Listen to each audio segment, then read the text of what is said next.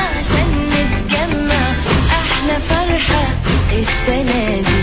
كله يهلل كله ينادي، كله يفتح قلبه يحلم، ده مفيش اجمل من اللحظة دي.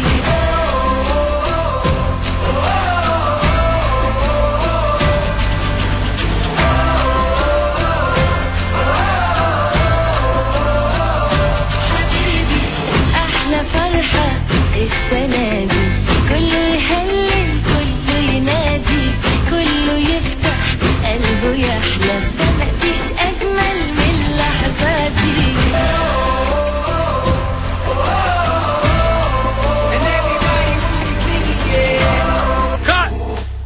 مساء الخير أعزائي المشاهدين في كل مكان، رحب بكم أجمل ترحيب. والنهارده حتشوفوني بشكل تاني غير اللي تعودتوا تشوفوني بيه كل مرة بتشوفوني يمكن لابسة لبس تاني وغير اللي أنا لابسة دلوقتي. والبرنامج بتاعي دايما اجتماعي. النهارده حتشوفوني في برنامج رياضي. معانا مؤسسة أكاديمية جماهير الأهلي العربية، هي مؤسسة رياضة بلا حدود. رياضة بلا حدود هي يعني تضم الوطن العربي كله، يعني ما فيش عندنا مصري وسوري وعراقي ولبناني وكده، احنا عندنا رياضة بلا حدود. احنا عاوزين الرياضة تكون عربية، تكون معنا في أدق تفاصيل حياتنا. يعني دائما احنا نحتاج الرياضة في كل مكان، خاصة في ظل الثورات والحروب. تقريبا دلوقتي محلت مش هنقول اخبار الرياضه عننا، ما فيش خبر جديد، ما فيش حاجه نسمعها جديده بعد الازمات وبعد الحاجات اللي بتحصل. النهارده عندنا مؤسسه اكاديميه جماهير الاهلي العربيه. طبعا هي مؤسسه رياضيه اعلاميه، الغرض منها توحيد قلنا الشعوب العربيه عن طريق رياضه بلا حدود. وزي ما قلنا قبل كده فن بلا حدود، في سلام بلا حدود. النهارده احنا معانا رياضه بلا حدود.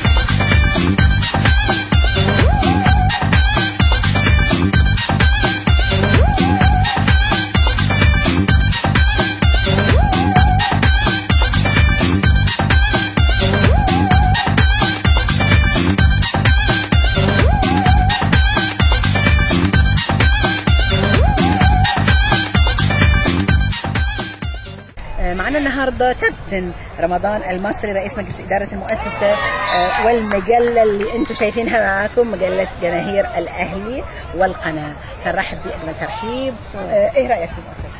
المؤسسة والله احنا بدأنا بيها علشان خاطر الشعوب العربية تتوحد، وخاصة الشباب العربي في جميع المجالات، مع ان الرياضة هي اللي بتجمع الناس كلها. أكيد. طيب. والعيون كلها على الرياضة عامة. أيوة، المؤسسة والمجلة والقناة ايه تمثل الكابتن رمضان المصري؟ تمثل لي هدف معين، وهو كنا احنا الاول عندنا معهد اسمه معهد المصري الرياضي الدولي، بعد كده اسسنا مؤسسه جماهير الاهلي العربيه، وهي علشان تشمل جميع العرب في جميع الدول، حتى العربيه والاوروبيه، حتى الجاليات العربيه في بره، على اساس ان انا كان فكري من قبل الثورات اللي تحصل على الربيع العربي ان احنا في توحيد الشعوب العربيه في ظل نظام بيفرق ما بين الشعوب وما تنساش بين الشباب. ان مصر دي الدنيا بالظبط، ومصر هي اللي بتلم الناس كلهم زي ما لمتهم في الفن. تمام. تلمهم بالرياضه. تمام. ضروري احنا الفن اولا كان في مصر، الناس كلها بتيجي لمصر عشان ايه؟ عشان الفن. كاظم الساهر جه هنا عشان مصر، بيتا، أصالة، الكل مش عاوزين يعني ننسى حد منهم. لكن دلوقتي في الرياضه ما عندناش، مفيش.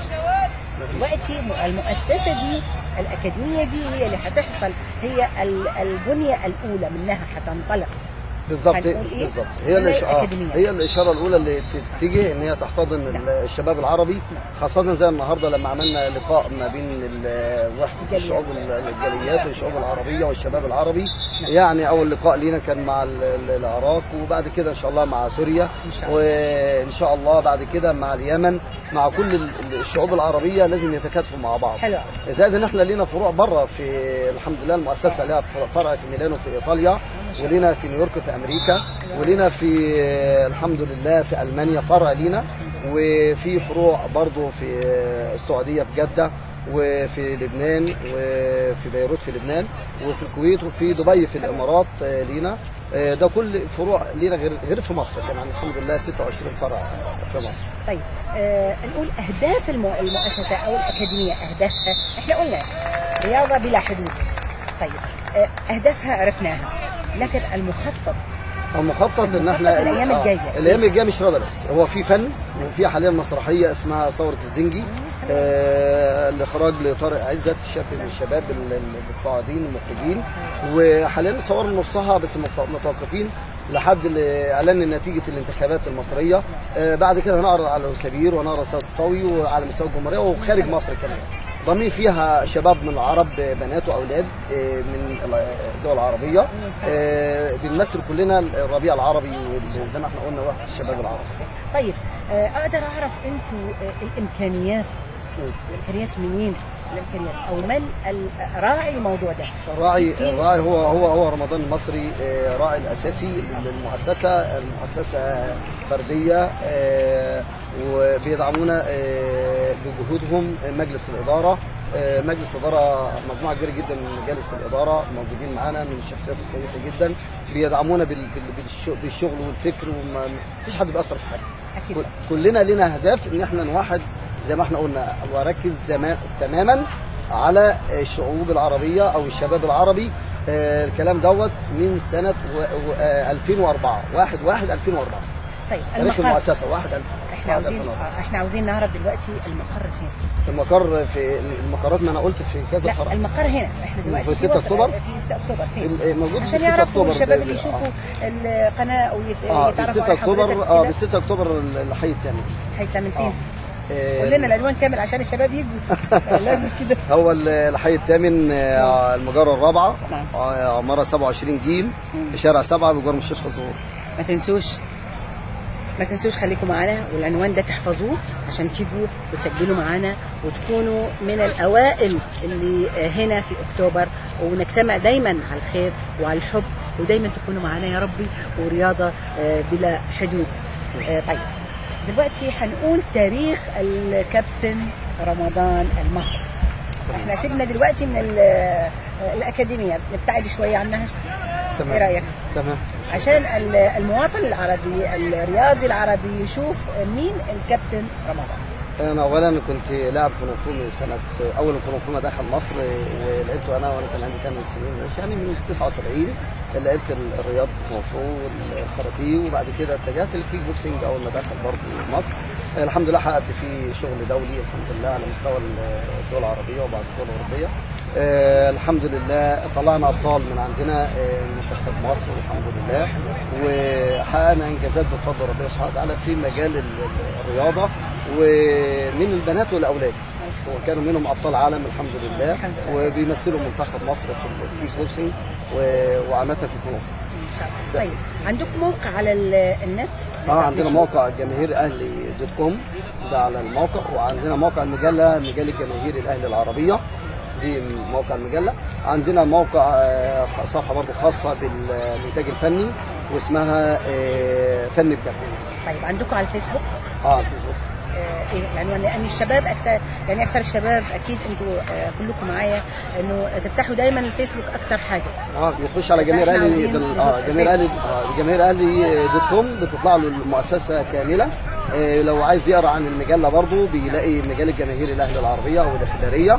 وعلى الفن بيخش على فن بجد، يكتب فن بجد بيطلع له الانتاج الفني كله، بالحفلات بالغناء بالتمثيل بالمذيعين بكله بيطلع له. طيب جماهير الاهلي المجله دي احنا دي موجوده في السوق؟ موجوده في السوق وفي الدول العربية كمان وفي اوروبا. يعني وكل كام؟ شهري لحد الان تصدر شهري. يعني احنا دلوقتي المشاهد الكريم دلوقتي بنقول له انه المجله دي موجوده في الاسواق، تقدر تحصلها كل شهر مره. وبرضه احنا يعني انا اتصور نعمل حاجات خاصه لاكتوبر تبقى لكل نص شهري ولا نص اسبوع. اكيد في اي شاب من الشباب اللي عنده المهارات او الاستعداد انه يكون مع الاكاديميه، فالاكاديميه موجوده ومفتوحه لكل الدول العربيه، فما حدش يتردد، واحنا بنترافقوا دايما ونقول اهلا وسهلا ورياضه. Are you ready?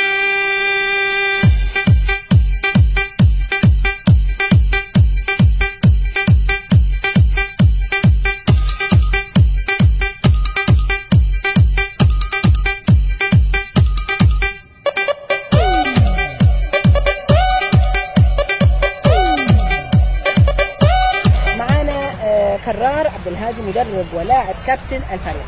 مساء الخير. شلونك؟ شلون اللعبه اليوم؟ زينه؟ غلبتوا ولا خسرتوا؟ فزتوا؟ ايش قد؟ 4-2 ما شاء الله ما شاء الله. زين قول لي كرار انتم شنو مشكلتكم هنا؟ مشكلة اللي تلاقوها انتم مثلا بس الدقيقة واحدة، انت عندك دقيقة واحدة تقول لي اياها بسرعة، شنو مشكلتك؟ مشكلتنا بالملاعب. بالملاعب فقط؟ تجهيزات ويعني هواي ناقص. يعني انتم يراد لكم جهة تستلم تلتزم جهة من الجهات يعني كذا عندنا. انت تطلب شنو هسه؟ كاميرا وياك. نتمنى شنو؟ نتمنى فد واحد يتعلم من الاشخاص يعني فشي بسيط يعني تجهيزات او ملاعب يعني. ان شاء الله ان شاء الله خير ان شاء الله. والاكاديميه وياكم على فكره ان شاء الله.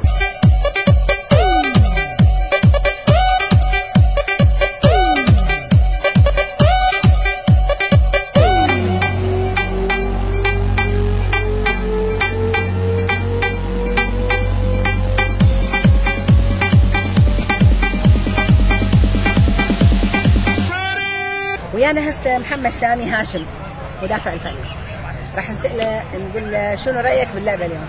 والله الحمد لله لعبة جيدة وفزنا بها وإن شاء الله نقدم الأحسن، بس نطالب بالحكومة العراقية تقدم لنا تساعدنا يعني بأبسط الأشياء. الملاعب ما عندنا يعني نأجر على حساب الملابس، نشتري على حساب، يعني نطلب من الجهة المعنية يعني شوية تساعدنا، لأن احنا هنا جالية عراقية ونمثل العراق. حقك أكيد طبعا. وأنا كلش يعني أضم صوتي إلى صوت محمد ونقول لازم لازم لازم أكو جهة راعية للفريق العراقي.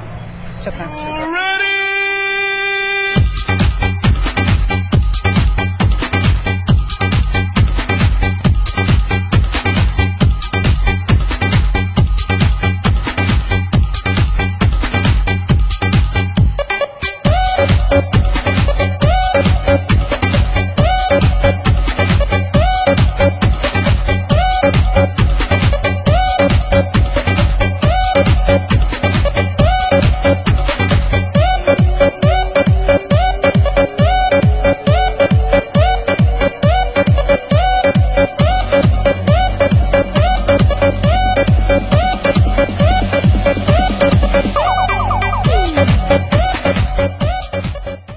رجعناك ويانا مصطفى إبراهيم مدافع من الفريق العراقي.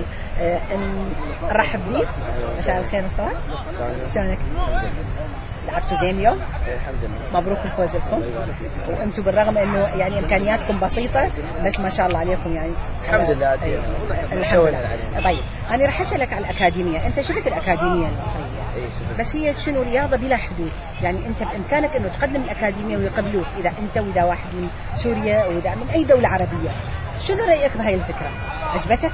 والله هي فكرة كلش حلوة، خاصة يعني تستقبل أي جنسية عربية. اي نعم. وهي فكرة كلش حلوة إن شاء الله. وش شفت اليوم والله أداء كلش حلو وأدائهم شلونه؟ ولعب جماعي وأخلاق حلوة. والله يعني عجبتك؟ الحمد لله. هل تطمح إلى أنه يكون عندنا إحنا في العراق أو هنا يعني في مصر، ومصر تحتضن العرب كلهم، هل تطمح إلى إقامة أكاديمية عراقية في مصر؟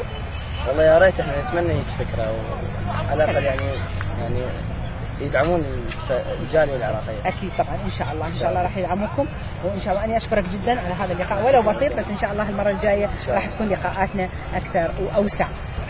أكيد خليكم ويانا راح نشوف لاعب.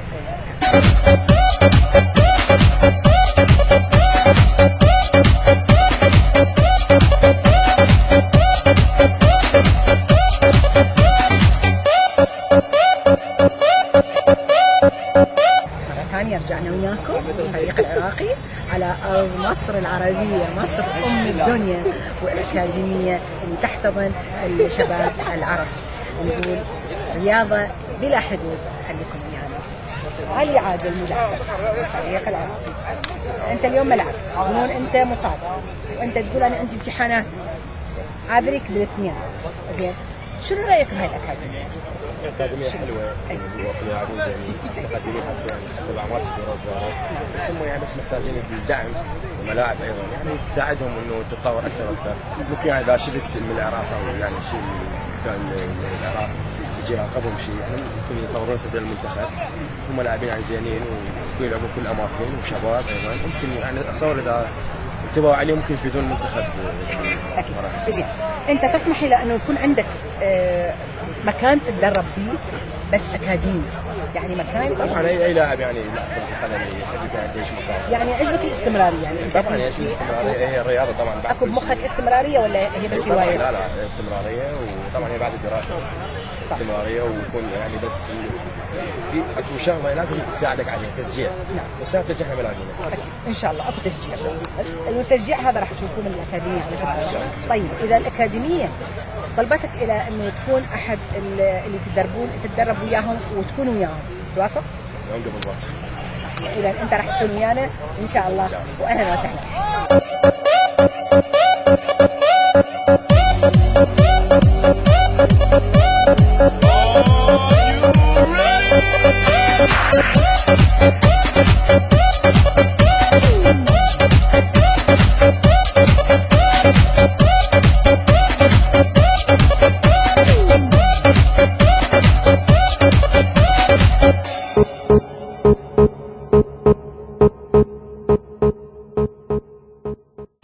رجعنا وياكم ومن على ملعب الحصري، والماتش النهارده كان مع الفريق العراقي وفريق الأكاديمية.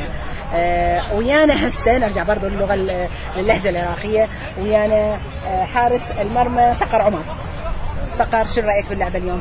والله حلوة، والروح كانت فيها حيل حلوة، لعب جماعي وفزنا الحمد لله. يعني عجبتك اللعبة اليوم؟ شو رأيك بالأكاديمية؟ لا جدا. شفت الاستعراض مع الأكاديمية؟ زين، لعب جماعي لو طلبوك الأكاديمية تروح؟ نشكرك كل شوية وننتقل إلى لاعبنا الشاب إبراهيم مصطفى دفاع. مو هيك شيء؟ أهلا وسهلا بك إبراهيم. نقول لك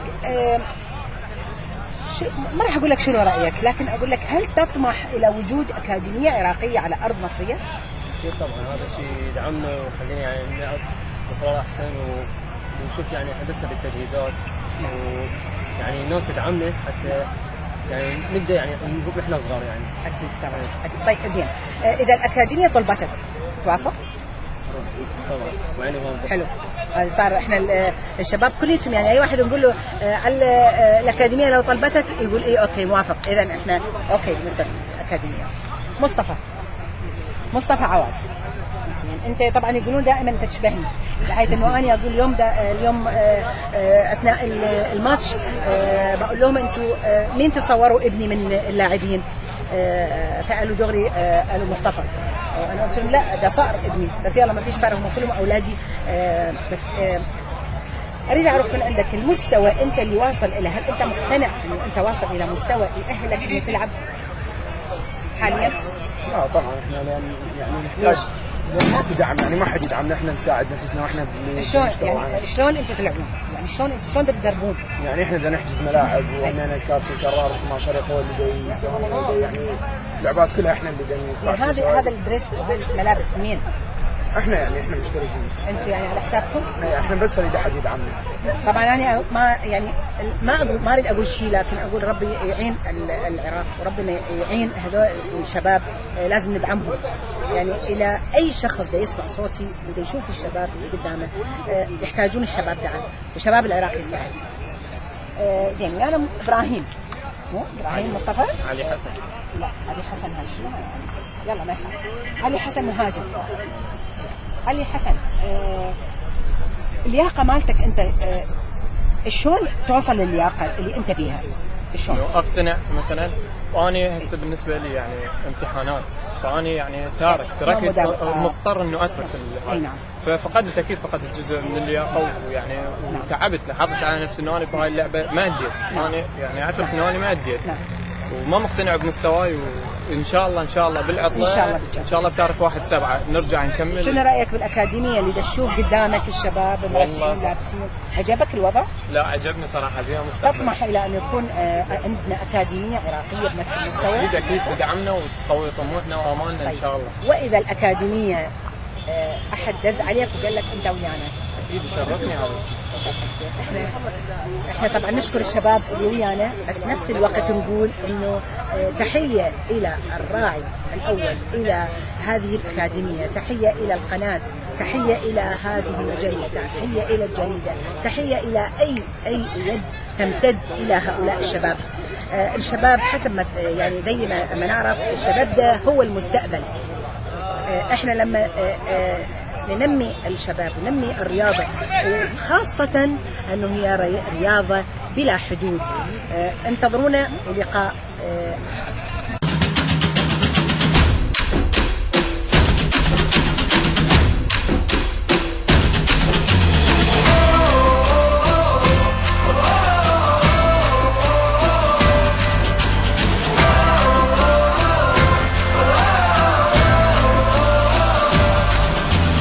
معنا دلوقتي الأستاذ علاء صالح عضو مجلس الأكاديمية. نرحب بيه أجمل ترحيب وأهلا وسهلا. أهلا بحضرتك يا مرحبا بيكي في مصر، منورة مصر كلها. ربنا يخليك، ده نورك. أنا عاوز أسألك سؤال. حسب ما التقينا بالأعضاء الجالية العراقية اللي لعبوا يعني معكم، مش حنقول ضد، لا مش ضد، معك، حنقول معك. أكثرهم كانوا بيقولوا إحنا نتمنى إنه تكون لنا، أنا سألتهم تتمنوا أن تكون لكم أكاديمية؟ قالوا أيوة. ولما سألتهم السؤال التقليدي إنه هل توافقوا لو الأكاديمية طلبتكم تلعبوا عندهم؟ وقالوا يا ريت، يعني رحبوا بالفكرة. هل الفكرة دي موجودة عند حضرتك أو تجد الترحيب؟ إحنا من اسمنا نقدر نقول لحضرتك إن إحنا اسمنا يدل على فعلنا. نعم. اسمنا أكاديمية جماهير الأهلي العربية. نعم. ودي تعتبر أكاديمية لكل العرب، وأولهم العراقيين. ليه العراقيين؟ لأن هم أقرب الشعوب إلى المصريين. فهم بدل ما يجدوا نفسهم يعملوا أكاديمية ويواجهوا مشاكل صعوبية وإن هم مش مصريين والكلام ده، دي أكاديميتهم من دلوقتي. ودليل كده إن معانا الكابتن سمير. طبعا أكيد، لا ما شاء الله أنا بشوف هنا كابتن سمير عراقي، احنا وحدة عربية.